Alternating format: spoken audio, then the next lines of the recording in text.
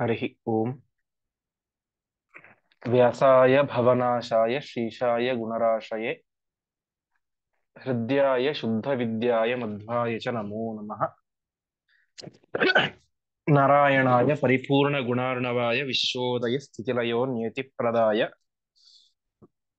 ज्ञानप्रदाय विबुधासुरसौख्यदुःखसत्कारणाय वितताय नमो नमस्ते। श्रीगुरुभ्यो नमः। हरिः ओम्। ಇಲ್ಲಿಯ ತನಕ ಆ ಬಳಿತ್ಥ ಸೂಕ್ತದ ಎರಡು ಮಂತ್ರಗಳ ಅರ್ಥಚಿಂತನೆಯನ್ನು ಮಾಡಿದ್ದೇವೆ. 151ನೇ ಶ್ಲೋಕ ತನಕ ಆಗಿದೆ. ಇಂದಿನಿಂದ 152ನೇ ಶ್ಲೋಕದಿಂದ ಚಿಂತನೆ ಪ್ರಾರಂಭ ಆಗುತ್ತೆ. ಶ್ಲೋಕ ಹೇಳ್ತೇನೆ, ನೀವು ಹೇಳಿ. ನಿರಿಯದೀಂ ಬುಧ್ನಾತ್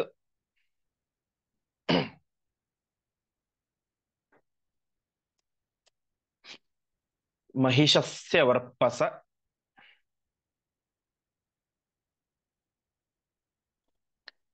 ಈಶಾನಾಸಃ ಶವಸ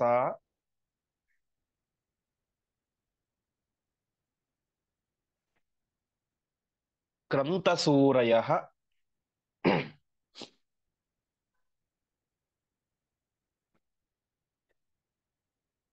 ಯದೀಮನುಪ್ರದಿವೋ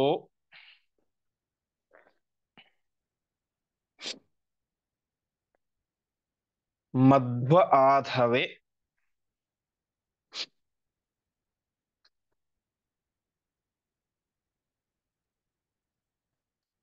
ಗುಹಾಸಂತಂ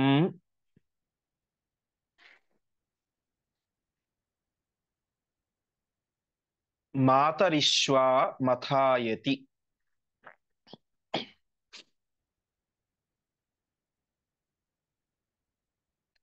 ಪದಚ್ಛೇದ ಹೀಗಿದೆ: ನಿರಿಯತ್ ಈಂ ಬುಧ್ನಾತ್ ಮಹಿಷಸ್ಯ ವರ್ಪಸಃ ಈಶಾನಾಸಃ ಶವಸ ಕ್ರಂತ ಸೂರಯಃ ಯತ್ ಈಂ ಅನುಪ್ರದಿವಃ ಮಧ್ವಃ ಆಧವೆ ಗುಹಾ ಸಂತಂ ಮಾತರಿಶ್ವಾ ಮಥಾಯತಿ.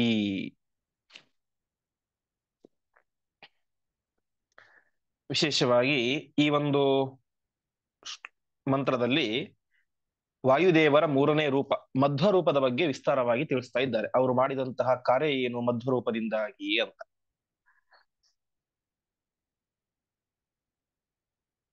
ಬುಧ್ನಾತ್ ಬುಧ್ನಾತ್ ಅಂತ ಹೇಳಿದ್ರೆ ಜ್ಞಾನ ಸ್ವರೂಪರಾದಂತಹ ಈ ಮಧ್ವಾಚಾರ್ಯರು ಅಂತ. ಬುಧ್ನಾತ್ ಶಬ್ದಕ್ಕೆ ಜ್ಞಾನ ಸ್ವರೂಪರು ಅಂತ ಅರ್ಥ ಹೇಗೆ ಬಂತು ಅಂತ ಹೇಳಿದ್ರೆ, ಬುಧ ಅಂತ ಹೇಳಿದ್ರೆ ಜ್ಞಾನಿಗಳು, ಬುಧ ಅಂತ ಹೇಳಿದ್ರೆ ಜ್ಞಾನಿಗಳು. ಆ ಬುಧರನ್ನ ನಯತಿ ಅಂದ್ರೆ ಜ್ಞಾನಿಗಳಿಗೆ ನಿಯಾಮಕರಾಗಿದ್ದಾರೆ. ಹಾಗಾಗಿ ಮಧ್ವಾಚಾರ್ಯರು ಕೂಡ ಏನಾಗಿದ್ದಾರೆ? ಜ್ಞಾನ ಸ್ವರೂಪರಾಗಿದ್ದಾರೆ. ಜ್ಞಾನವನ್ನು ಕೊಡುವಂತಹ ರೂಪ ಮಧ್ವಾಚಾರ್ಯರು, ಬುಧ್ನಾತ್ ಅಂತಹ ಜ್ಞಾನ ಸ್ವರೂಪರಾದಂತಹ. ಅದೇ ರೀತಿಯಾಗಿ ವರ್ಪಸಹ ಅಂತ, ವರ್ಪಸಹ ಅಂತ ಹೇಳಿದ್ರೆ ಸಜ್ಜನರನ್ನ ನಿರಂತರವಾಗಿ ರಕ್ಷಣೆ ಮಾಡುವಂಥವರು ಅಂತ. ವರ್ಪಸಹ ಅಂತ ಹೇಳಿದ್ರೆ ಜ್ಞಾನಿಗಳನ್ನ, ಉತ್ತಮ ಜೀವರನ್ನ ನಿರಂತರವಾಗಿ ರಕ್ಷಣೆ ಮಾಡುವಂಥವರು ಅಂದ್ರೆ ವರ್ಪಸಹ ಅಂತ. ಇಂತಹ ಮಹಿಷಸ್ಯ, ಮಹಿಷಸ್ಯ ಅಂತ ಹೇಳಿದ್ರೆ ಶ್ರೇಷ್ಠರು ಅಂತ. ವಾಯುದೇವರು ಯಾವುದರಲ್ಲಿ ಶ್ರೇಷ್ಠರು? ದೇವಶ್ರೇಷ್ಠರು. ಇಂತಹ ದೇವತೆಗಳಲ್ಲಿ ಶ್ರೇಷ್ಠರಾದಂತಹ ಈ ವಾಯುದೇವರು ವಿಶೇಷವಾಗಿ ಯತ್ ಈಂ, ಯತ್ ಅಂತ ಹೇಳಿದ್ರೆ ಈ ಮೂರನೇ ರೂಪದಿಂದ ಅಂದ್ರೆ ಮಧ್ವ ರೂಪದಿಂದ, ಈಂ ಈಂ ಅಂತ ಹೇಳಿದ್ರೆ ಜ್ಞಾನ ಸ್ವರೂಪಿಗಳಾಗಿ ಏನ್ ಮಾಡಿದ್ರು ಇವರು? ಈಶಾನಾಸಹ, ಈಶಾನಾಸಹ ಅಂತ ಹೇಳಿ, ಈಶಾನ ಅಂತ ಹೇಳಿ ರುದ್ರದೇವರು, ಈಶಾನಾಸಹ ಅಂತ ಹೇಳಿದ್ರೆ ರುದ್ರದೇವರೇ ಮೊದಲಾದಂತಹ ಜ್ಞಾನಿಗಳನ್ನ ವಿಶೇಷವಾಗಿ ಶವಸ ಸೂರಯ ಕ್ರಂತ. ಶವಸ ಅಂತ ಹೇಳಿದ್ರೆ ಯಾವುದೇ ರೀತಿಯಾದಂತಹ ದುಃಖ ಇಲ್ಲದೆ ಅಂದ್ರೆ ಅನಾಯಾಸವಾಗಿ ಸೂರಯ ಕ್ರಂತ ಅವರನ್ನ ಜ್ಞಾನಿಗಳನ್ನಾಗಿ ಮಾಡಿದರು. ಒಂದು ಅರ್ಥ. ಸೂರಯ ಕ್ರಂತ, ಸೂರ್ಯ ಅಂತ ಹೇಳಿ ಜ್ಞಾನಿಗಳು, ಸೂರಯ ಅಂತ ಹೇಳಿ ಜ್ಞಾನಿಗಳು, ಅವರನ್ನ ಜ್ಞಾನಿಗಳನ್ನಾಗಿ ಮಾಡಿದರು. ಅರ್ಥಾತ್ ಅವರಿಗೆ ವಿಶೇಷವಾದಂತ ಉಪದೇಶವನ್ನು ಮಾಡಿ ಅವರಿಗೆ ಜ್ಞಾನವನ್ನ ತಂದುಕೊಟ್ಟರು. ಹರಿಕತಾಮ ಸ್ಥಳದಲ್ಲಿ ಕೇಳ್ತೇವೆ ನಾವು, ಕೃತ್ತಿವಾಸನೆ ಹಿಂದೆ ನೀ 40 ಕಲ್ಪ ಸಮೀರದಲ್ಲಿ ಶಿಷ್ಯತ್ವ ವಹಿಸಿ. ರುದ್ರದೇವರು ವಿಶೇಷವಾಗಿ ಆ ವಾಯುದೇವರಲ್ಲಿ 40 ಕಲ್ಪಗಳ ಕಾಲ ದೀರ್ಘವಾದಂತಹ ಅಧ್ಯಯನವನ್ನು ಮಾಡಿ ಜ್ಞಾನಿಗಳಾದರು ಅಂತ. ಹಾಗೆ ರುದ್ರದೇವರೇ ಮೊದಲಾದಂತಹ ಸಕಲ ದೇವತೆಗಳು ಕೂಡ ವಾಯುದೇವರ ಮುಖಾಂತರ ವಿಶೇಷವಾಗಿ ಜ್ಞಾನಿಗಳಾದರು, ಜ್ಞಾನಿಗಳಾಗಿ ಮುಂದೆ ಸಾಧನೆಯನ್ನು ಮಾಡಿ ಮುಕ್ತರಾದರು ಅಂತ. ಹೀಗೆ ಅಂತಹ ಮಧ್ವ ಮಾತರಿಶ್ವ, ಮಧ್ವ ಎನ್ನುವಂತಹ ಹೆಸರುಳ್ಳಂತಹ ಮಾತರಿಶ್ವ ಅಂತ ಹೇಳಿದ್ರೆ ಯಾವ ವಾಯುದೇವರು. ಮಾತರಿಶ್ವ ಅಂತ ಯಾಕೆ ವಾಯುದೇವರ ಹೆಸರು ಅಂತ ಹೇಳಿದ್ರೆ, ನಾವು ಪ್ರಾರಂಭದಲ್ಲಿ ಕೇಳಿದ್ವಿ, ಸಪ್ತಶಿವಾಸು ಮಾತೃಷು, 7 ಜನ ತಾಯಂದಿರಲ್ಲಿ ವಿಹಾರ ಮಾಡುವಂಥವರು. ಮಾತರಿ ಶ್ವ ಅಂದ್ರೆ ಆ 7 ವಿದ್ಯೆಗಳಲ್ಲಿ ಋಗ್ವೇದ, ಯಜುರ್ವೇದ, ಸಾಮವೇದ, ಅಥರ್ವವೇದ ಮುಂತಾದಂತಹ 7 ವಿದ್ಯೆಗಳಲ್ಲಿ ಚೆನ್ನಾಗಿ ನಿಪುಣರಾದಂತಹ ಈ ಮಧ್ವಾವತಾರಿಗಳಾದಂತಹ ಈ ವಾಯುದೇವರು ವಿಶೇಷವಾಗಿ ಏನ್ ಮಾಡಿದ್ರು, ಪ್ರದಿವಹ, ಪ್ರದಿವಹ ಅಂತ ಹೇಳಿದ್ರೆ ಆ ಜ್ಞಾನಿಗಳನ್ನ, ದಿವ ಅಂತ ಹೇಳಿದ್ರೆ ಪ್ರಕಾಶ, ಹೊಳೆಯುವುದು. ನಿಜವಾದಂತಹ ಹೊಳೆಯೋದು ಅಂದ್ರೆ ಯಾವುದು ಅಂತ ಹೇಳಿದ್ರೆ ಬೆಳಕಲ್ಲ ಹೊರತು ನಮ್ಮ ಜ್ಞಾನ ಅಂತ. ಅಂದ್ರೆ ಪ್ರತಿಭಾ ಶಬ್ದಕ್ಕೆ ಅರ್ಥ ಒಟ್ಟು ವಿಶಿಷ್ಟವಾದಂತಹ ಜ್ಞಾನಿಗಳಾದಂತಹ ಆ ಎಲ್ಲ ರುದ್ರಾದಿ ದೇವತೆಗಳನ್ನ ಅವ್ರೇನ್ ಮಾಡಿದ್ರು, ಅನುಗುಹ, ಅನುಗುಹ ಅಂತ ಹೇಳಿದ್ರೆ ಯದೀಮನು ಅಂತಿದೆ ಅಲ್ಲಿ, ಅನುಗುಹ ಅವರ ವಿಶೇಷವಾಗಿ ಹೃದಯದಲ್ಲಿ ಇರುವಂತಹ, ಅವರ ಹೃದಯ ಕಮಲದಲ್ಲಿ, ಹೃದಯ ಗುಹೆಯಲ್ಲಿ ಇರುವಂತಹ ಪರಮಾತ್ಮನನ್ನ ಏನ್ ಮಾಡಿದ್ರು, ಆಧವೇ ಮತಾಯತಿ ಅಂತ ಹೇಳಿದ್ರೆ, ಆಧವೇ, ಆಧವೇ ಅಂತ ಹೇಳಿ ಎಲ್ಲದನ್ನು ಕೂಡ ನಿಯಮನ ಮಾಡುವಂಥವನು ಪರಮಾತ್ಮ ಸರ್ವೋತ್ತಮ ಎನ್ನುವಂಥ ವಿಚಾರದಲ್ಲಿ ವಿಶೇಷವಾಗಿ ಮಥಾಯತಿ, ಮಥನ ಮಾಡಿದರು, ಚೆನ್ನಾಗಿ ಶಾಸ್ತ್ರಾದಿಗಳನ್ನ ಮಥನ ಮಾಡಿದ್ರು, ಚಿಂತನೆ ಮಾಡಿದ್ರು ಅಂತ ತಿಳಿಸ್ತಾ ಇದ್ದಾರೆ. ಇದು ಪದದ ಅರ್ಥ. ಒಟ್ಟು ತಾತ್ಪರ್ಯ ಇಷ್ಟು. ಈ ವಾಯುದೇವರು ಏನಾಗಿದ್ದಾರೆ, ಸ್ವಯಂ ಜ್ಞಾನ ಸ್ವರೂಪಿಗಳಾಗಿದ್ದಾರೆ. ಯಾಕಂದ್ರೆ ಸಕಲ ಜೀವರಿಗೂ ಕೂಡ ಜ್ಞಾನವನ್ನು ಕೊಡುವಂಥವರು ಈ ವಾಯುದೇವರು. ಹೀಗೆ ಸಕಲ ಜ್ಞಾನಿಗಳಿಗೆ ನಿಯಾಮಕರಾದಂತಹ ಈ ಮಧ್ವಾಚಾರ್ಯರು, ವಾಯುದೇವರ ಅವತಾರ ಆದಂತಹ ಇವರು ವಿಶೇಷವಾಗಿ ಎಲ್ಲ ದೇವಾನು ದೇವತೆಗಳಿಗೂ ಕೂಡ, ರುದ್ರದೇವರೇ ಮೊದಲಾದಂತಹ ಸಕಲ ದೇವಾನು ದೇವತೆಗಳಿಗೆ ಇವರೇನ್ ಮಾಡಿದ್ರು, ವಿಶೇಷವಾದಂತಹ ಜ್ಞಾನದ ಉಪದೇಶವನ್ನು ಮಾಡಿದ್ರು. ಉಪದೇಶವನ್ನು ಮಾಡಿದ್ರು ಅಂದ ತಕ್ಷಣ ಇವರು ತುಂಬಾ ಕಷ್ಟಪಟ್ಟರು ಉಪದೇಶ ಮಾಡ್ಲಿಕ್ಕೆ, ಆ ರೀತಿ ಅಲ್ಲ. ಶವಸ, ಸುಖದಿಂದಾಗಿ, ಯಾವುದೇ ರೀತಿಯಾದಂತಹ ಕಷ್ಟಪಡದೆ ಅನಾಯಾಸವಾಗಿ ಅವರನ್ನೆಲ್ಲ ಏನ್ ಮಾಡಿದ್ರು, ಅವರಿಗೆ ಉಪದೇಶವನ್ನು ಮಾಡಿದರು. ಅದೇ ರೀತಿಯಾಗಿ ಅವರೇನ್ ಮಾಡಿದ್ರು, ರುದ್ರಾದಿ ದೇವತೆಗಳು ಮುಂದೆ ಆ ಜ್ಞಾನದಿಂದಾಗಿ ಸಾಧನೆಯನ್ನು ಮಾಡಿ ಮೋಕ್ಷವನ್ನು ಪಡಿತಾರೆ. ಒಟ್ಟಿನಲ್ಲಿ ಅವರೆಲ್ಲರೂ ಕೂಡ ಉದ್ಧಾರ ಆಗಲಿಕ್ಕೆ ಕಾರಣ ಯಾರು, ಅವರಿಗೆ ಜ್ಞಾನವನ್ನು ಕೊಟ್ಟಂತಹ ವಾಯುದೇವರು ಅಂತ ತಿಳಿಸ್ತಾ ಇದ್ದಾರೆ. ಹೀಗೆ ಇಂತಹ ವಾಯುದೇವರು ವಿಶೇಷವಾಗಿ ಏನ್ ಮಾಡ್ತಾರೆ, ಪ್ರದಿವಹ ಅಂತ ಹೇಳಿದ್ರೆ ಎಲ್ಲ ಜ್ಞಾನಿಗಳಿಗೆ ಅನುಕೂಲ ಆಗಬೇಕು, ಅವರ ಉದ್ಧಾರ ಆಗಬೇಕು ಎನ್ನುವಂತ ಉದ್ದೇಶದಿಂದಾಗಿ ಆ ಎಲ್ಲ ಜ್ಞಾನಿಗಳ ಹೃದಯದಲ್ಲಿ ಯಾರಿದ್ದಾರೆ, ಪರಮಾತ್ಮ ಇದ್ದಾನೆ. ಪ್ರತಿಯೊಬ್ಬರ ಹೃದಯದಲ್ಲಿ ಪರಮಾತ್ಮ ಇದ್ದಾನೆ, ವಿಶೇಷವಾಗಿ ಜ್ಞಾನಿಗಳ ಹೃದಯದಲ್ಲಿ ಸನ್ನಿಹಿತನಾಗಿರ್ತಾನೆ. ಅಂತಹ ಪರಮಾತ್ಮ ಅವನು ಸರ್ವೋತ್ತಮನಾಗಿದ್ದಾನೆ, ಸರ್ವಜ್ಞನಾಗಿದ್ದಾನೆ, ಸಕಲ ಗುಣ ಪರಿಪೂರ್ಣನಾಗಿದ್ದಾನೆ, ಸರ್ವಶಕ್ತನಾಗಿದ್ದಾನೆ ಅಂತ ಪರಮಾತ್ಮನ ಅನೇಕ ರೀತಿಯಾದಂತಹ ಗುಣಗಳನ್ನ ಚೆನ್ನಾಗಿ ಮಥನ ಮಾಡಿದರು. ಪ್ರಧಾನ ತಾತ್ಪರ್ಯ, ಸಕಲ ದೇವಾನು ದೇವತೆಗಳಿಗೆ ವಾಯುದೇವರು ತತ್ವದ ಉಪದೇಶವನ್ನು ಮಾಡಿದರು, ವಾಯುದೇವರು ಮಧ್ವಾಚಾರ್ಯರು ಜ್ಞಾನದ ಉಪದೇಶವನ್ನು ಮಾಡಿದರು ಎಂಬುದಾಗಿ ಈ ಒಂದು 3ನೇ ಮಂತ್ರದ ಮೂಲಕ ತಿಳಿಸ್ತಾ ಇದ್ದಾರೆ. ಹೀಗೆ ತಮ್ಮ ವಿಶೇಷವಾದಂತಹ ಜ್ಞಾನದಿಂದಾಗಿ ಎಲ್ಲರನ್ನು ಕೂಡ ಉದ್ಧಾರ ಮಾಡಿದಂಥವರು ಮಧ್ವಾಚಾರ್ಯರು ಎಂಬುದಾಗಿ ಈ ಒಂದು ಮಂತ್ರದಲ್ಲಿ ತಿಳಿಸ್ತಾ ಇದ್ದಾರೆ. ಮುಂದಿನ ಮಂತ್ರ, ಪ್ರಯತ್ಪಿತುಹು ಪರಮಾತ್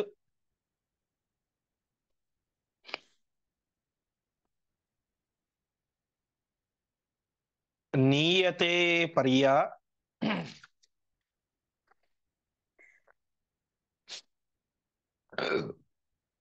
ಪೃಕ್ಷುಧಃ ವೀರುಧಃ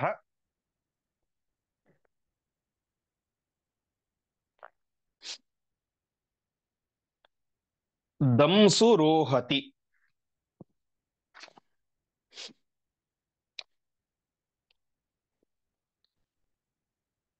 ಉಭಾಯದಸ್ಯ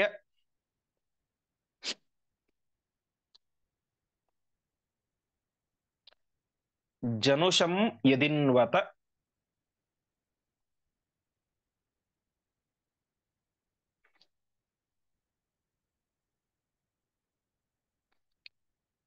ಆದಿದ್ ಯವಿಷ್ಠಃ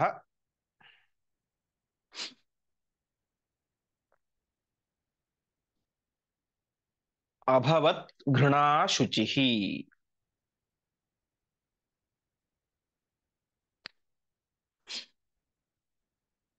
ಪದಚ್ಛೇದ ಹೀಗಿದೆ: ಪ್ರಯತ್ ಪಿತುಃ ಪರಮಾತ್ ನೀಯತೆ ಪರ್ಯಾ ಪುಕ್ಷುಧಃ ವೀರುಧಃ ದಂಸು ರೋಹತಿ ಉಭಾ ಯತ್ ಅಸ್ಯ ಜನುಷಂ ಯತ್ ಇನ್ವತಃ ಆದಿತ್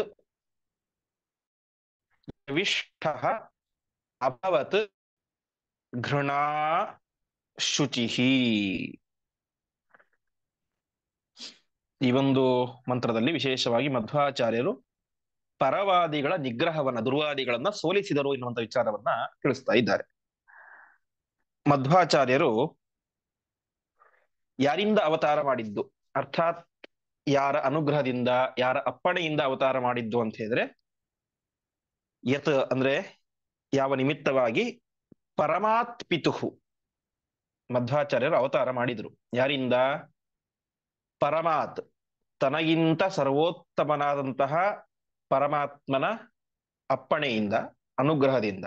ಪರಮಾತ್ ಅಂದ್ರೆ ತನಗಿಂತ ಸರ್ವೋತ್ತಮನಾದಂತಹ ಪರಮಾತ್ಮನಿಂದ. ಅಷ್ಟು ಮಾತ್ರ ಅಲ್ಲ, ಪಿತುಹು ಅವರು ಅಂದ್ರೆ ನಾರಾಯಣ ವಾಯುದೇವರಿಗೆ ತಂದೆಯೂ ಆಗಿದ್ದಾರೆ. ವಾಯುದೇವರಿಗೆ ಪರಮಾತ್ಮ ಸರ್ವೋತ್ತಮನೂ ಆಗಿದ್ದಾನೆ, ತಂದೆಯೂ ಆಗಿದ್ದಾನೆ ನೇರವಾಗಿ. ಅಂತಹ ಪರಮಾತ್ ಪಿತುಹು ತನಗಿಂತ ಸರ್ವೋತ್ತಮನಾದಂತಹ ತನ್ನ ತಂದೆಯಾದಂತಹ ಪರಮಾತ್ಮನಿಂದಾಗಿ ವಿಶೇಷವಾಗಿ ಏನ್ ಮಾಡ್ತಾರೆ, ಪರಿತಃ ಪ್ರಣೀಯತೆ ಅಂತ ಹೇಳಿದ್ರೆ, ವಾಯುದೇವರು ಮಾಡುವಂತಹ ಪ್ರತಿಯೊಂದು ಕಾರ್ಯಗಳು ಕೂಡ ಅದಕ್ಕೆ ಮೂಲ ಪ್ರೇರಕ ಯಾರು ಅಂತ ಹೇಳಿದ್ರೆ ಅದು ಪರಮಾತ್ಮ. ಪರಿತಃ ಅಂದ್ರೆ ಎಲ್ಲ ರೀತಿಯಿಂದಲೂ ಕೂಡ ಪ್ರಣೀಯತೆ, ನೀಯತೆ ಅಂತಿದ್ರೆ ಮುನ್ನಡೆಸು, ಕೈ ಹಿಡಿದು ಕರೆದುಕೊಂಡು ಹೋಗುವುದು ಅಂತ, ಪ್ರೇರಣೆ ಮಾಡುವುದು ಅಂತ. ಹಾಗೆ ಪ್ರಣೀಯತೆ, ವಾಯುದೇವರು ಮಾಡುವಂತಹ ಪ್ರತಿಯೊಂದು ಕಾರ್ಯಗಳಲ್ಲೂ ಕೂಡ ಪರಮಾತ್ಮ, ಸರ್ವೋತ್ತಮನಾದಂತಹ ತಂದೆಯಾದಂತಹ ಪರಮಾತ್ಮ ವಿಶೇಷವಾಗಿ ಪ್ರೇರಣೆ ಮಾಡ್ತಾನೆ. ಹಾಗಾಗಿ ಅವರು ಪರಮಾತ್ಮನ ಪ್ರೇರಣೆಯಂತೆ ಪ್ರತಿಯೊಂದು ಕಾರ್ಯವನ್ನು ಕೂಡ ಮಾಡ್ತಾರೆ. ಹಾಗಾಗಿ ಮಧ್ವಾಚಾರ್ಯ ಏನ್ ಮಾಡ್ತಾರೆ, ಪೃಕ್ಷುಧಃ ವೀರುಧಃ ದಂಸು ರೋಹತಿ. ಪೃಕ್ಷುಧಃ ಅಂತ ಹೇಳಿದ್ರೆ ಪ್ರಶ್ನೆಗಳು ಅಂತ, ಅಂದ್ರೆ ದುರ್ವಾದಿಗಳು ಎದುರುಗಡೆ ಇರುವಂತ ಪರವಾದಿಗಳು ಮಾಡುವಂತಹ ಪ್ರಶ್ನೆಗಳನ್ನ ವಿಶೇಷವಾಗಿ ಅವರೇನ್ ಮಾಡ್ತಾರೆ, ವೀರುಧಃ ದಂಸು ರೋಹತಿ, ಅವೆಲ್ಲವೂ ಕೂಡ ಒಂದು ರೀತಿ ವೀರುಧ ಇದ್ದಂತೆ. ವೀರುಧ ಅಂತ ಹೇಳಿದ್ರೆ ಹುಲ್ಲಿದ್ದಂತೆ. ಅಂತಹ ಹುಲ್ಲನ್ನ ದಂಸು ರೋಹತಿ ತಮ್ಮ ಹಲ್ಲಿನಿಂದಾಗಿ ಕಡಿದು ಹಾಕಿ ಬಿಡ್ತಾರೆ ಅಂತ.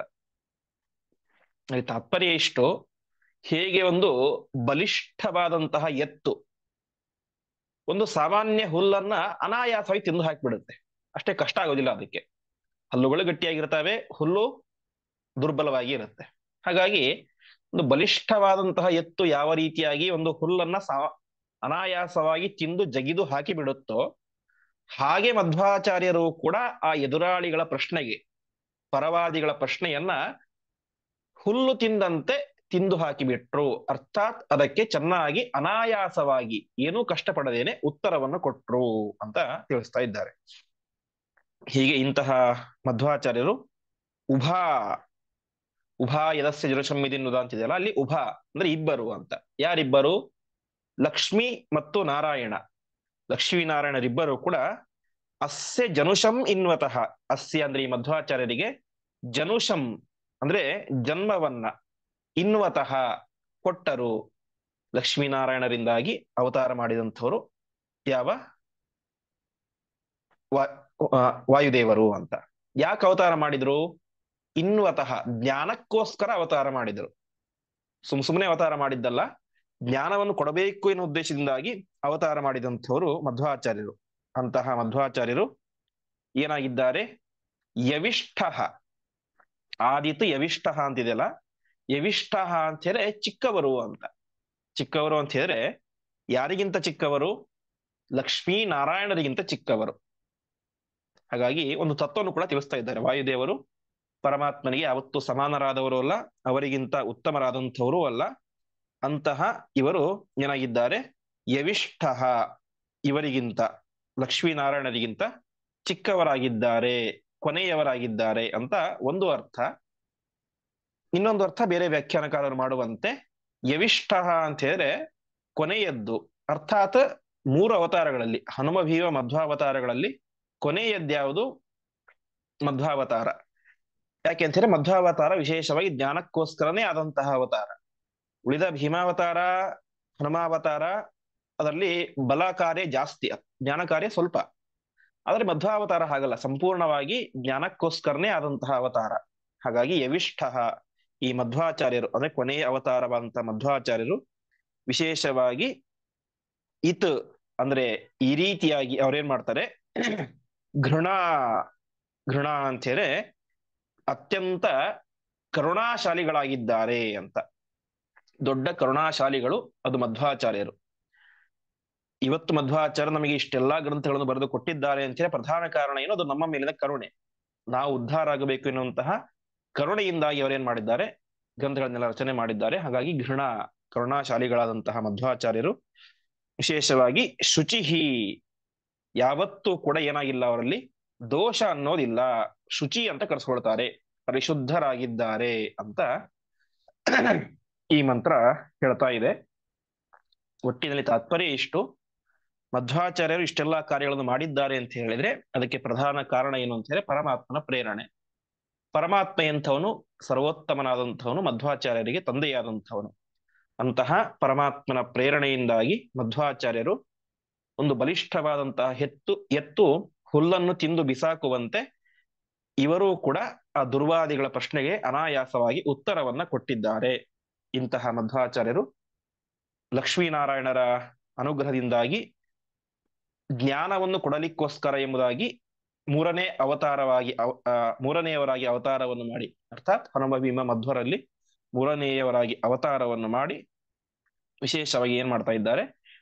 ಮಹಾ ಕರುಣಾಶಾಲಿಗಳಾಗಿ ಅವರು ಅತ್ಯಂತ ಶುಚಿಯಾಗಿದ್ದಾರೆ, ಶುದ್ಧರಾಗಿದ್ದಾರೆ ಅಂತ ತಿಳಿಸ್ತಾ ಇದ್ದಾರೆ. ಹೀಗೆ ಮಧ್ವಾಚಾರ್ಯರ ಮಾಡಿದಂತಹ ಕಾರ್ಯಗಳು ದುರ್ವಾದಿ ನಿಗ್ರಹ, ಅದೇ ರೀತಿಯಾಗಿ ಕರುಣೆಯಿಂದ ಅನೇಕ ರೀತಿಯಾದಂತಹ ಗ್ರಂಥಗಳ ರಚನೆ, ಜ್ಞಾನದ ದಾನ, ಇವೆಲ್ಲವೂ ಕೂಡ ಮಾಡಿದ್ದು ಒಂದು ಭಕ್ತರ ಮೇಲಿನ ಕರುಣೆಯಿಂದ, ಇನ್ನೊಂದು ಪ್ರಧಾನವಾಗಿ ಲಕ್ಷ್ಮೀನಾರಾಯಣರ ಪ್ರೇರಣೆಯಿಂದ, ಅವರ ಆಜ್ಞೆಯಿಂದ ಎಲ್ಲವನ್ನು ಕೂಡ ಮಾಡಿದ್ದಾರೆ ಎಂಬುದಾಗಿ ಈ ಒಂದು 4ನೇ ಮಂತ್ರದಲ್ಲಿ ತಿಳಿಸ್ತಾ ಇದ್ದಾರೆ. ಮುಂದಿನ ಮಂತ್ರ ಆದಿನ್ಮಾತೃರಾವಿಶತ್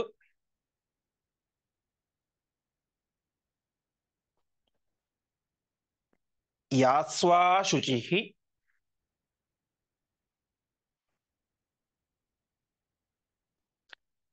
ಅಹಿಂಸ್ಯಮಾನ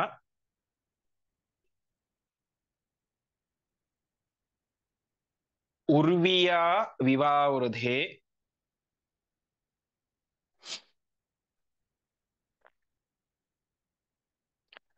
ಅನುಯತ್ ಪೂರ್ವ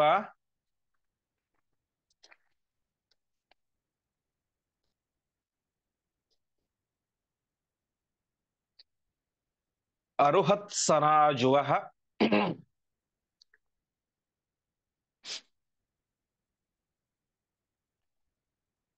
ನಿನವ್ಯಸೀಷು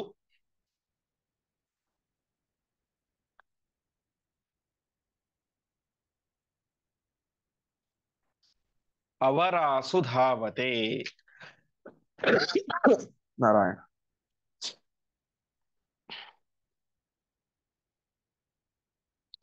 ಪದಚ್ಛೇದ ಹೀಗಿದೆ: ಆದಿತ್ ಮಾತೃಃ ಆವಿಶತ್ ಯಾಸು ಆಶುಚಿಃ ಅಹಿಂಸ್ಯಮಾನಃ ಉರ್ವಿಯ ವಿವಾವೃಧೆ ಅನು ಯತ್ ಪೂರ್ವಾಹ ಅರುಹತ್ ಸನಾಜುವಃ ನಿ ನವ್ಯಸೀಷು ಅವರಾಸು ಧಾವತೆ. ಈ ಒಂದು ಮಂತ್ರದಲ್ಲಿಯೂ ಕೂಡ ಮಧ್ವಾವತಾರದ ಬಗ್ಗೆನೇ ವಿಶೇಷವಾಗಿ ತಿಳಿಸ್ತಾ ಇದ್ದಾರೆ. ಹೀಗೆ ವಾಯುದೇವರು ಏನ್ ಮಾಡಿದ್ರು, ಆತ್ ಇತ್ ಅಂತ. ಆತ್ ಅಂತ ಹೇಳಿದ್ರೆ ನಾನು ಹಿಂದೆ ಒಂದ್ಸಲ ಹೇಳಿದ್ದೆ, ಅ ಆ ಅಂ ಅಹ ಪುರಾಣಶ್ರೀ ವ್ಯಾಸೋ ಶಾಖಾ ಸಹಸ್ರಗತ ಅಂತ ಪರಮಾತ್ಮನಿಗೆ ಅ ಆ ಅಂ ಅಹ ಈ ಅಕ್ಷರಗಳಿಂದಾಗಿ ಕರೀತಾರೆ. ಅದೇ ರೀತಿಯಾಗಿ ಅ ಕ ಯ ಪ್ರ ವಿ ಸಂ ಭೂ ಮ ಸ ಖ ಹ ಎನ್ನುವಂತ ಅಕ್ಷರಗಳಿಂದ ಕರೀತಾರೆ ಅಂತ. ಹಾಗೆ ಆತ್ ಅಂತ ಹೇಳಿದ್ರೆ ಅಕಾರ ಶಬ್ದವಾಚ್ಯನಾದಂತಹ ಪರಮಾತ್ಮನ ಆಜ್ಞೆಯಿಂದ, ಅಂದ್ರೆ ಪರಮಾತ್ಮ, ಆತ್ ಅಂದ್ರೆ ಪರಮಾತ್ಮನ ಆಜ್ಞೆಯಿಂದ, ಅಕಾರ ಶಬ್ದವಾಚ್ಯನಾದಂತಹ ಪರಮಾತ್ಮನ ಆಜ್ಞೆಯಿಂದ, ಇತ್ ಅಂತ ಹೇಳಿದ್ರೆ ಈ ರೀತಿಯಾಗಿ 3 ಅವತಾರಗಳಲ್ಲಿ ಹನುಮ ಭೀಮ ಮಧ್ವ ಅವರೇನ್ ಮಾಡಿದರು, ಮಾತೃಹ್ 3 ತಾಯಿಂದಿರಲ್ಲಿ, ಅಂಜನಾದೇವಿ, ಕುಂತಿದೇವಿ ಮತ್ತು ವೇದವತಿ, ಈ 3 ಜನ ತಾಯಿಂದಿರಲ್ಲಿ ಅವರೇನ್ ಮಾಡಿದರು, ಆವಿಶತ್ ಪ್ರವೇಶ ಮಾಡಿದರು. ಅರ್ಥಾತ್ 3 ಜನ ತಾಯಿಂದಿರ ಮೂಲಕ ಅವತಾರವನ್ನು ಮಾಡಿದರು. ಅದು ಹೇಗೆ, ಪರಮಾತ್ಮನ ಅನುಗ್ರಹದಿಂದಾಗಿ. ಆ 3 ಜನ ತಾಯಿಂದಿರಲ್ಲಿ ಪ್ರವೇಶ ಮಾಡಿದಾಗ ಯಾಸು ಯಾಸು ಆಶುಚಿಹಿ, ಯಾಸು ಅಂತ ಹೇಳಿದ್ರೆ ಆ ತಾಯಂದಿರಲ್ಲಿ ಇದ್ದಾಗ ವಿಶೇಷವಾಗಿ ಉರ್ವಿಯ, ಉರ್ವಿಯ ಅಂತ ಹೇಳಿದ್ರೆ ಉರು ಅಂತ ಹೇಳಿದ್ರೆ ಶ್ರೇಷ್ಠವಾದದ್ದು ಅಂದ್ರ, ಶ್ರೇಷ್ಠವಾದಂತಹ ತಮ್ಮ ಸಾಮರ್ಥ್ಯದಿಂದಾಗಿ ಆಚಾರ್ಯ ಏನ್ ಮಾಡಿದ್ರು, ಆ ಶುಚಿಹಿ ಅವ್ರೇನಾಗಿದ್ರು, ಯಾವುದೇ ರೀತಿಯಾದಂತಹ ದೋಷ ಅಂಟದಂತೆ ಶುಚಿಯಾಗಿ ಇದ್ರು ಅಂತ. ಅಂದ್ರೆ ತಾಯಿ ಗರ್ಭದಲ್ಲಿ ಇದ್ದಾಗ ಅನೇಕ ರೀತಿಯಂತ ದೋಷಗಳು ಅಂಟುತ್ತವೆ, ದುಃಖ ಆಗುತ್ತೆ, ನೋವಾಗುತ್ತೆ, ಇಷ್ಟೆಲ್ಲ ಆಗುತ್ತೆ. ಆ ಯಾವುದೇ ರೀತಿಯಾದಂತಹ ದೋಷವು ಕೂಡ ಏನಾಗಲಿಲ್ಲ, ಅವರಿಗೆ ಅಂಟಲಿಲ್ಲ. ಆ ಶುಚಿಹಿ ಮೂಲ ಅವತಾರದ ಮೂಲ ರೂಪದಲ್ಲಿ ಯಾವ ರೀತಿಯಾಗಿ ಶುದ್ಧರಾಗಿದ್ದರೋ ಹಾಗೇನೆ ತಾಯಿಯ ಗರ್ಭದಲ್ಲೂ ಕೂಡ ಇದ್ದರು ಅಂತ. ಅಷ್ಟು ಮಾತ್ರ ಅಲ್ಲ, ಅಹಿಂಸ್ಯಮಾನಃ, ಅಹಿಂಸ್ಯಮಾನಃ ಅಂತ ಹೇಳಿದ್ರೆ ಗರುಡ ಪುರಾಣದಲ್ಲೆಲ್ಲ ಬರುವಂತೆ ತಾಯಿಯ ಗರ್ಭದಲ್ಲಿ ಮಗು ಇದ್ದಾಗ ಅನೇಕ ರೀತಿಯಾದಂತಹ ದುಃಖಗಳನ್ನು ಅನುಭವಿಸುತ್ತೆ ಅಂತ. ತಾಯಿ ಕೆಲವೊಂದು ಸಲ ತುಂಬಾ ಬಿಸಿಯಾದಂತ ಪದಾರ್ಥಗಳನ್ನು ತಿಂತಾಳೆ, ಅದರಿಂದ ಮಗುವಿನ ಕೋಮಲ ತ್ವಚೆಗೆ ನೋವಾಗುತ್ತೆ, ಉರಿಯುತ್ತೆ. ಕೆಲವೊಮ್ಮೆ ತುಂಬಾ ತಣ್ಣಗಿರುವಂತ ಪದಾರ್ಥಗಳು ತಿಂತಾಳೆ, ಅದರಿಂದ ನೋವಾಗುತ್ತೆ. ಕೆಲವೊಮ್ಮೆ ತುಂಬಾ ಖಾರದ ಪದಾರ್ಥಗಳು, ಹೀಗೆ ಅನೇಕ ರೀತಿಯಾದ ಹುಳಿ ಮುಂತಾದಂತವುಗಳು ಮಗುವಿನ ಕೋಮಲ ತ್ವಚೆಗೆ ನೋವಾಗುತ್ತೆ, ಉರಿಯಾಗುತ್ತೆ, ತೊಂದರೆಯಾಗುತ್ತೆ. ಇನ್ನು ಆ ತಾಯಿಯ ಗರ್ಭದಲ್ಲಿರುವ ಹೊಟ್ಟೆಯಲ್ಲಿರುವಂತಹ ಮಲಮೂತ್ರಗಳಲ್ಲಿ ಅನೇಕ ಕ್ರಿಮಿಗಳಿರ್ತವೆ, ಅವೆಲ್ಲವೂ ಕೂಡ ಮಗುವಿನ ತ್ವಚೆಯನ್ನು ಕಚ್ಚುತ್ತಾ ಇರ್ತವೆ, ಅದರಿಂದ ನೋವಾಗುತ್ತೆ. ಹೀಗೆ ಮಗುವು ತಾಯಿ ಗರ್ಭದಲ್ಲಿ ಇದ್ದಾಗ ಅನೇಕ ರೀತಿಯಾದಂತಹ ಹಿಂಸೆಯನ್ನ ಅನುಭವಿಸುತ್ತೆ. ಆದರೆ ವಾಯುದೇವರ ಹಾಗಲ್ಲ, ಅಹಿಂಸ್ಯಮಾನಃ, ಯಾವುದೇ ರೀತಿಯಾದಂತಹ ದುಃಖವನ್ನು ಕೂಡ ಅವರೇನ್ ಮಾಡಲಿಲ್ಲ, ಅವರು ಅನುಭವಿಸಲಿಲ್ಲ ಅಂತ. ಅಂದ್ರೆ ವಾಸ್ತವಿಕವಾಗಿ ಆ ಗರ್ಭದಲ್ಲಿ ಶಿಶು ಸಂಪೂರ್ಣವಾಗಿ ಬೆಳೆದ ಮೇಲೆ ಅಲ್ಲಿ ಅವರು ಪರಮಾತ್ಮನ ಆಜ್ಞೆಯಿಂದಾಗಿ ಅವತಾರ ಮಾಡಿದ್ದು, ಪ್ರಾರಂಭದಲ್ಲಿ ಇಂದ ಇದ್ರು ಅಂತ ಅರ್ಥ ಅಲ್ಲ. ಹೀಗೆ ಏನಾಯ್ತು, ಅಹಿಂಸ್ಯಮಾನಃ ವವೃಧೆ, ಹೀಗೆ ಯಾವುದೇ ರೀತಿಯಾದಂತಹ ಹಿಂಸೆಯನ್ನು ಅನುಭವಿಸದಂತೆ ಅವ್ರೇನ್ ಮಾಡಿದ್ರು, ಆ ಬೆಳೆದರು ಅಂತ. ಹೀಗೆ ವವೃಧೆ ಇಂತಹ ಇವರು ಸನಾಜುವಹ, ಸನಾಜುವಹ ಅಂತ ಹೇಳಿದ್ರೆ ವೇದಗಳಿಗೆ ಸನಾಜುವಹ ಅಂತ ಹೆಸರು. ಯಾಕೆ ಅಂತ ಹೇಳಿದ್ರೆ ಸನಾತನನಾದಂತಹ ಪರಮಾತ್ಮನನ್ನ, ಅಂದ್ರೆ ಹುಟ್ಟು ಸಾವು ಇಲ್ಲದೆ ಇರುವಂತಹ ಅನಾದಿ ಕಾಲದಿಂದ ಇರುವಂತಹ ಪರಮಾತ್ಮನ ಬಗ್ಗೆ ಅವುಗಳು ಹೇಳ್ತಾವೆ. ಹಾಗಾಗಿ ಅವುಗಳಿಗೆ ಸನಾಜುವಹ ಅಂತ ಹೆಸರು. ಪರಮಾತ್ಮನ ಬಗ್ಗೆ ಹೇಳುವಂತಹ ಪೂರ್ವಾಹ, ಪೂರ್ವಾಹ ಅಂತ ಹೇಳಿದ್ರೆ ನಾವು ಹಿಂದೆ ಕೇಳಿದ್ವಿ ಸಪ್ತಶಿವಾಸು ಮಾತೃಷು ಅಂತ, 7 ವಿದ್ಯೆಗಳು ಅಂತ. ಆ 7 ವಿದ್ಯೆಗಳಲ್ಲಿ 4 ಅಪೌರುಷೇಯವಾದದ್ದು, ಮುಂಚಿನದ್ದು. ಪೂರ್ವ ಅಂತೆ ಮುಂಚಿನದ್ದು ಅಂತ ಯಾವುದು? ಋಗ್ವೇದ, ಯಜುರ್ವೇದ, ಸಾಮವೇದ, ಅಥರ್ವವೇದ. ಇವು ಮುಂಚಿನದ್ದು. ಕೊನೆಯದ್ದು ಪಂಚರಾತ್ರ, ಪುರಾಣ, ಮಹಾಭಾರತ, ರಾಮಾಯಣ ಇದೆಲ್ಲವೂ ಕೂಡ. ಹಾಗಾಗಿ ಪೂರ್ವಾಹ ಅಂದ್ರೆ ಋಗ್ವೇದ, ಯಜುರ್ವೇದ, ಅಥರ್ವವೇದ, ಸಾಮವೇದ ಇವುಗಳನ್ನ ಅವುಗಳಿಗೆ ಏನಾಗಿದ್ದಾವೆ? ಯತ್, ಅವುಗಳು ನಿತ್ಯವಾಗಿದ್ದಾವೆ. ಅದು ಯಾವುದು ಯಾರು ಕೂಡ ಅದನ್ನು ಬರೆದದ್ದಲ್ಲ. ವೇದಗಳು ಅಪೌರುಷೇಯವಾದದ್ದು ಮತ್ತು ನಿತ್ಯವಾದದ್ದು, ಯಾವಾಗಲೂ ಇರುವಂಥದ್ದು. ಅಂತಹ ನಿತ್ಯವಾದಂತಹ ಆ ವೇದಗಳನ್ನ ಅರುಹತ್. ಅನು ಅಂತ ಹೇಳಿದ್ರೆ ಆ ವೇದದ ಅರ್ಥವನ್ನು ತಿಳಿಸುವಂಥದ್ದು ಯಾವುದು ಅಂತ ಹೇಳಿದ್ರೆ, ಹಿಂದೆ ನಾವು ಕೇಳಿದಂತೆ ಶಿಕ್ಷಾ, ವ್ಯಾಕರಣ, ಛಂದಸ್ಸು, ನಿರುಕ್ತ, ಜ್ಯೋತಿಷ್ಯ, ಕಲ್ಪ. ಆ 6 ಅಂಗಗಳ ಮೂಲಕ, ಅಂಗಶಾಸ್ತ್ರಗಳ ಮೂಲಕ, ಷಡಂಗಗಳ ಮೂಲಕ ಅವುಗಳನ್ನ ವಿಶೇಷವಾಗಿ ಏನ್ ಮಾಡಿದ್ರು? ಆರುಹತ್, ನಿಧಾನವಾಗಿ ಏರಿದರು. ಏರಿದರು ಅಂತ ಹೇಳಿದ್ರೆ ನಿಧಾನವಾಗಿ ಅದನ್ನ ಅರ್ಥ ಮಾಡಿಕೊಂಡರು ಅಂತ. ನಿಧಾನವಾಗಿ ಆಗ ಅರ್ಥ ಮಾಡ್ಕೊಂಡ್ರು ಅಂತ ಹೇಳಿದ್ರೆ ಜಗತ್ತಿಗೆ ಅದನ್ನು ತೋರಿಸಲಿಕ್ಕೋಸ್ಕರ ಅಂತ. ನಮಗೆಲ್ಲ ಸಂಸ್ಕೃತ ಬರುತ್ತೆ, ನಾವು ವೇದ ಓದ್ತೀವಿ ಅಂತ ಹೋಗಿ ಬಿಡೋದಲ್ಲ. ಈ ಶಿಕ್ಷಾ, ವ್ಯಾಕರಣ, ಛಂದಸ್ಸು ಚೆನ್ನಾಗಿ ಅಧ್ಯಯನ ಮಾಡಿ ಅದರ ಮೂಲಕ ನಾವು ನಿಧಾನವಾಗಿ ವಿಚಾರ ಮಾಡಿ ವೇದಗಳನ್ನು ಅರ್ಥೈಸಿಕೊಳ್ಳಬೇಕು ಅನ್ನೋದನ್ನ ತೋರಿಸಲಿಕ್ಕೋಸ್ಕರ ಆರುಹತ್, ಆರುಹತ್, ನಿಧಾನವಾಗಿ ಅದನ್ನ ತಾವು ತಿಳಿದುಕೊಂಡರು ಅಂತ. ಅದಾದ ಮೇಲೆ ನಿನವ್ಯಸೀಷು. ನಿನವ್ಯಸೀಷು ಅಂತ ಹೇಳಿದ್ರೆ ನೀ ಅಂತ ಹೇಳಿದ್ರೆ ತುಂಬಾ ಅಂತ. ನವ್ಯಸೀಷು ಅಂತ ಹೇಳಿದ್ರೆ ಅನಂತರ ಬಂದಂತ, ನವೀನವಾದಂತಹ ಅಂತ. ವೇದ ನಿತ್ಯವಾದದ್ದು, ಇವೆಲ್ಲವೂ ಕೂಡ ನವೀನವಾದದ್ದು. ವೇದವ್ಯಾಸ ದೇವರು ಬರೆದದ್ದು ಪುರಾಣಗಳನ್ನ, ಮಹಾಭಾರತವನ್ನ. ಇನ್ನು ಪಂಚರಾತ್ರಾದಿಗಳನ್ನ ಯಾವ ಮೂಲ ರೂಪಿಯಾದ ನಾರಾಯಣ ಬರೆದದ್ದು. ಒಟ್ಟಿನಲ್ಲಿ ರಚನೆಯಾದದ್ದು, ಇದು ಬರೆದದ್ದು. ಮುಂಚೆ ಇರಲಿಲ್ಲ, ಆಮೇಲೆ ಪರಮಾತ್ಮ ಬರೆದ ಮೇಲೆ ಬಂದದ್ದು. ಹಾಗಾಗಿ ಅದೇನಾಯಿತು? ನೀ ನವ್ಯಸೀಷು, ಅತ್ಯಂತ ನವೀನವಾದದ್ದು, ಹೊಸದಾದದ್ದು ಅಂತ. ವೇದಗಳಿಗೆ ಕಂಪೇರ್ ಮಾಡಿದರೆ ವೇದ ನಿತ್ಯವಾದದ್ದು, ತುಂಬಾ ಹಳೆಯದ್ದು. ಇವೆಲ್ಲವೂ ಕೂಡ ತುಂಬಾ ಹೊಸದಾದದ್ದು. ನಿನವ್ಯಸೀಷು, ಇಂತಹ ಪಂಚರಾತ್ರ, ಮಹಾಭಾರತ, ಮೂಲ ರಾಮಾಯಣ ಇವುಗಳೆಲ್ಲವೂ ಕೂಡ ವಿಶೇಷವಾಗಿ ಏನ್ ಮಾಡಿದ್ರು? ಧಾವತೆ, ಓಡಿದರು ಅಂತ. ವೇದಗಳನ್ನ ಏರಿದರು, ಇವುಗಳನ್ನು ಓಡಿದರು ಅಂತ. ಅಂದ್ರೆ ಮರವನ್ನ ಏರ್ತೇವೆ. ಮರ ಏರೋದು ನೆಲದಲ್ಲಿ ಓಡಿ ಹೋದಷ್ಟು ಸುಲಭ ಅಲ್ಲ, ಅಷ್ಟು ವೇಗವಾಗಿ ಓಡಿ ಹೋಗ್ಲಿಕ್ಕೂ ಆಗಲ್ಲ. ಮರವನ್ನು ಏರಬೇಕು ಅಂತ ನಿಧಾನವಾಗಿ ಸ್ವಲ್ಪ ಸ್ವಲ್ಪ ಸ್ವಲ್ಪ ಸ್ವಲ್ಪ ಏರಬೇಕು. ನೆಲದ ಮೇಲೆ ಓಡೋದು ಅಷ್ಟು ಕಷ್ಟ ಅಲ್ಲ, ಆರಾಮಾಗಿ ಓಡ್ಬಿಡಬಹುದು. ಅಂದರೆ ಏನ್ ಮಾಡಿದ್ರು? ವೇದಗಳನ್ನ ನಿಧಾನವಾಗಿ ವಿಚಾರ ಮಾಡಿದ್ರು ಮಧ್ವಾಚಾರ್ಯರು. ಈ ಪುರಾಣ, ಮಹಾಭಾರತ ಇವೆಲ್ಲವೂ ಕೂಡ ಅತ್ಯಂತ ವೇಗವಾಗಿ ಅವುಗಳಿಗೆ ವ್ಯಾಖ್ಯಾನವನ್ನು ಮಾಡಿದರು, ಅಧ್ಯಯನವನ್ನು ಮಾಡಿದರು ತಿಳಿಸ್ತಾ ಇದ್ದಾರೆ. ಒಟ್ಟಿನಲ್ಲಿ ತಾತ್ಪರ್ಯ ಇಷ್ಟು. ವಾಯುದೇವರು 3 ಅವತಾರಗಳನ್ನು ಮಾಡಿದರು, ಹನುಮ, ಭೀಮ, ಮಧ್ವ ಅಂತ. ಆ 3 ಅವತಾರಗಳು ಕೂಡ ಪರಮಾತ್ಮನ ಆಜ್ಞೆಯಂತೆ ಮಾಡಿದ್ದು. ಪರಮಾತ್ಮನ ಆಜ್ಞೆಯಂತೆ ಅವರು ಅಂಜನಾದೇವಿ, ಕುಂತಿದೇವಿ ಮತ್ತು ವೇದವತಿ ಈ 3ರ ಗರ್ಭದಲ್ಲಿ ಪ್ರವೇಶ ಮಾಡಿದರು.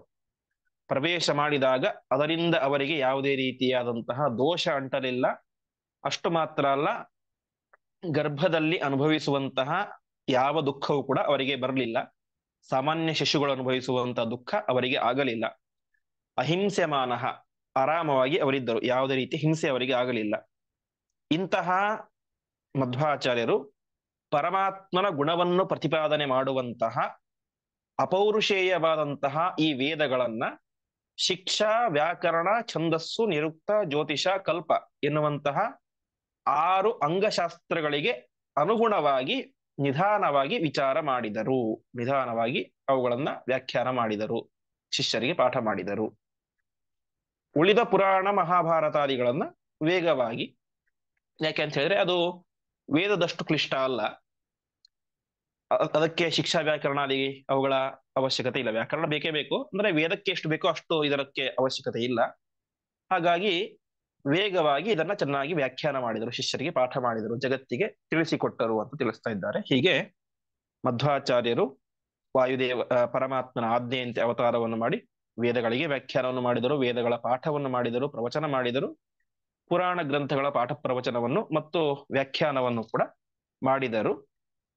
ಆದರೆ ಎರಡರಲ್ಲಿ ಸ್ವಲ್ಪ ವ್ಯತ್ಯಾಸ. ಇದನ್ನು ನಿಧಾನವಾಗಿ ಮಾಡಿದರು. ವೇದಗಳನ್ನ, ಪುರಾಣ ಮಹಾಭಾರತ ಇತಿಹಾಸಾದಿಗಳನ್ನ ವೇಗವಾಗಿ ಮಾಡಿದರು ಎಂಬುದಾಗಿ ಬಳಿತ್ಥ ಸೂಕ್ತದ ಒಂದು ವ್ಯಾಖ್ಯಾನವನ್ನ ಆಚಾರ್ಯರು ನಮ್ಮ ಮುಂದೆ ಇಲ್ಲಿ ಇಟ್ಟಿದ್ದಾರೆ.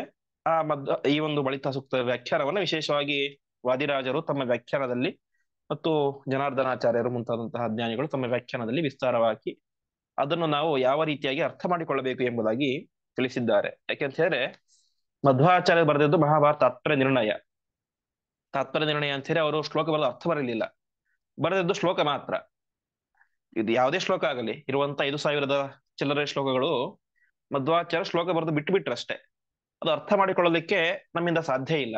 ಹಾಗಾಗಿ ಅದು ನಮಗೆ ಅರ್ಥ ಆಗಬೇಕು ಅಂತ ಹೇಳಿದ್ರೆ ಆ ವ್ಯಾಖ್ಯಾನಕಾರರ ಅವಶ್ಯಕತೆ ಅತ್ಯಂತ ಅನಿವಾರ್ಯ. ಅವರ ವ್ಯಾಖ್ಯಾನವನ್ನು ನೋಡಿದಾಗ ಮಾತ್ರ ಅದು ನಮಗೆ ಅರ್ಥ ಆಗ್ಲಿಕ್ಕೆ ಸಾಧ್ಯ. ಆ ರೀತಿಯಾಗಿ ಆ ಎಲ್ಲ ವ್ಯಾಖ್ಯಾನಕಾರರ ಮೂಲಕ ಈ ರೀತಿಯಾಗಿ ಅರ್ಥ ಎಂಬುದಾಗಿ ನಾವು ತಿಳಿದುಕೊಳ್ಳಬೇಕು. ಹೀಗೆ ಬಳಿತ್ಥ ಸೂಕ್ತ ಅದು ವಾಯುದೇವರ ಮಹತ್ವವನ್ನು ತಿಳಿಸುವಂತಹ ಶ್ರೇಷ್ಠವಾದಂತಹ ಸೂಕ್ತ. ವಿಶೇಷವಾಗಿ ನಾವು ಪ್ರತಿನಿತ್ಯ ಪ್ರಾಣದೇವರ ತೀರ್ಥವನ್ನು ಸ್ವೀಕಾರ ಮಾಡಿದ ಮೇಲೇನೆ ನಮಗೆ ಭೋಜನ ಮಾಡಲಿಕ್ಕೆ ಅಧಿಕಾರ. ಪರಮಾತ್ಮನ ತೀರ್ಥ ಮತ್ತು ವಾಯುದೇವರ ತೀರ್ಥ ಇಬ್ಬರ ತೀರ್ಥವನ್ನು ಅವಶ್ಯವಾಗಿ ಸ್ವೀಕಾರ ಮಾಡಲೇಬೇಕು. ಅಂತಹ ವಾಯುದೇವರಿಗೆ ಅಭಿಷೇಕವನ್ನು ಮಾಡಬೇಕಾದ್ರೆ ಹೇಗೆ ಪರಮಾತ್ಮನಿಗೆ ಅಭಿಷೇಕ ಮಾಡಬೇಕಾದರೆ ಅವನ ಮಹಿಮೆಯನ್ನು ಹೇಳುವಂತಹ ಪುರುಷ ಸೂಕ್ತವನ್ನು ಹೇಳಿ ನಾವು ಅಭಿಷೇಕವನ್ನು ಮಾಡ್ತೇವೋ, ಹಾಗೆ ವಾಯುದೇವರಿಗೆ ಅಭಿಷೇಕವನ್ನು ಮಾಡಬೇಕಾದ್ರೆ ಅವರ ಮಹಿಮೆಯನ್ನು ಹೇಳುವಂತಹ ಮೂಲರೂಪ, ಹನುಮರೂಪ, ಭೀಮರೂಪ, ವಿಶೇಷವಾಗಿ ಮಧ್ವರೂಪ, ಅದರ ಮಹಿಮೆಯನ್ನು ಹೇಳುವಂತಹ ಬಳಿತ್ಥ ಸೂಕ್ತದ ಪಾರಾಯಣವನ್ನು ಮಾಡ್ತಾ ನಾವೇನ್ ಮಾಡ್ಬೇಕು, ಅಭಿಷೇಕವನ್ನು ಮಾಡಬೇಕು ಎಂಬುದನ್ನು ತಿಳಿಸ್ತಿದ್ದಾರೆ. ವಿಶೇಷವಾಗಿ ಉಪನಿಷತ್ತು ಹೇಳುವಂತೆ ಯಾವುದೇ ಕರ್ಮ ಆಗಲಿ ಅದನ್ನು ತಿಳಿದುಕೊಂಡು ಮಾಡಿದಾಗ ಅದಕ್ಕೆ ವಿಶೇಷವಾದಂತಹ ಪುಣ್ಯ ಎಂಬುದಾಗಿ ಹೇಳ್ತಾರೆ. ಹಾಗೆ ಈ ಒಂದು 2 ದಿವಸದ ಪಾಠದ ಅವಧಿಯಲ್ಲಿ ಆ ಬಳಿತ್ಥ ಸೂಕ್ತದ ಕಿಂಚಿತ್ ಅರ್ಥವನ್ನು, ಇದೇ ಪರಮ ಅರ್ಥ ಅಂತಲ್ಲ, ಯಾಕೆ ಅಂತ ಹೇಳಿದ್ರೆ ವೇದಗಳು ಅದು ಅತ್ಯಂತ ಕ್ಲಿಷ್ಟವಾದಂತಹದ್ದು. ಹಾಗಾಗಿ ಅದರ ಮೇಲ್ನೋಟದ ಒಂದು ಸಾಮಾನ್ಯ ಅರ್ಥವನ್ನ, ಸ್ಥೂಲವಾದಂತಹ ಅರ್ಥವನ್ನು ನಾವೆಲ್ಲರೂ ಕೂಡ ಚಿಂತನೆ ಮಾಡಿದ್ದೇವೆ. ಮತ್ತೆ ಮುಂದೆ ಮಹಾಭಾರತದಲ್ಲಿ ವಾಯುದೇವರ ಒಂದು ಜೀವೋತ್ತಮತ್ವವನ್ನ, ಅಂದ್ರೆ ಇಲ್ಲಿ ತನಕ ವೇದದಲ್ಲಿ ಬಳಿತ್ಥ ಸೂಕ್ತದಲ್ಲಿ ಯಾವ ರೀತಿಯಾಗಿ ವಾಯುದೇವರ ಜೀವೋತ್ತಮತ್ವವನ್ನು ಹೇಳಿದ್ದಾರೆ ಅಂತ ಆಚಾರ್ಯ ತಿಳಿಸಿದರು. ಮುಂದೆ ಮಹಾಭಾರತದಲ್ಲಿ ಬರುವಂತಹ ಅನೇಕ ವಾಕ್ಯಗಳ ಮೂಲಕ ವಾಯುದೇವರು ಹೇಗೆ ಜೀವೋತ್ತಮರು ಎಂಬುದಾಗಿ ತೋರಿಸಿ ಕೊಡ್ತಾರೆ. ಆ ಭಾಗಗಳನ್ನ ನಾಳೆಯ ಪಾಠದಲ್ಲಿ ನೋಡೋಣ ಎಂಬುದಾಗಿ ಹೇಳುತ್ತಾ ಇಂದಿನ ಪಾಠವನ್ನ ಶ್ರೀಕೃಷ್ಣ ಅರ್ಪಣಮಸ್ತು.